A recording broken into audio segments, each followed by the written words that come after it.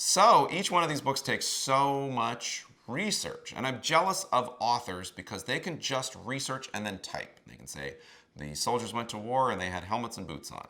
Done.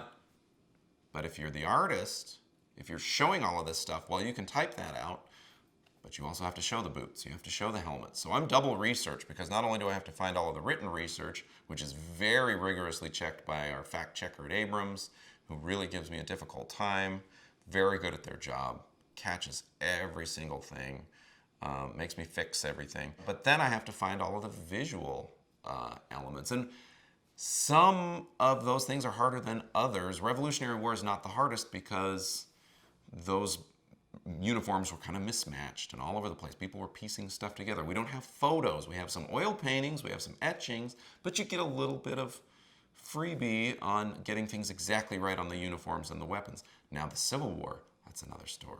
And you get children whose parents are reenactors, and they are there counting the sergeant stripes on sleeves and things and saying, oh wait, oh no, this Illinois regiment did not have those pants.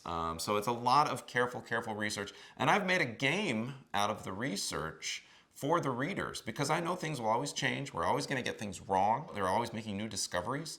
So in order to make the research really more part of the fun of the book, I made up a fictional team of researchers. So when you get to the back of the book, you see the bibliography, and it said everything in this book was researched by babies.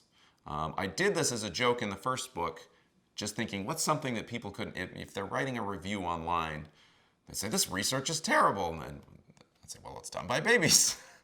And the kids who read that first book really liked those cute little babies. They're crawling all around in the bibliography. They're complaining.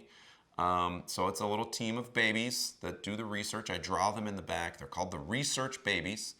And they've kind of become a character in their own right. And there's also a corrections baby who runs the corrections department. And if you find something that's wrong, I've got an email right there, and you can send the correction baby that information.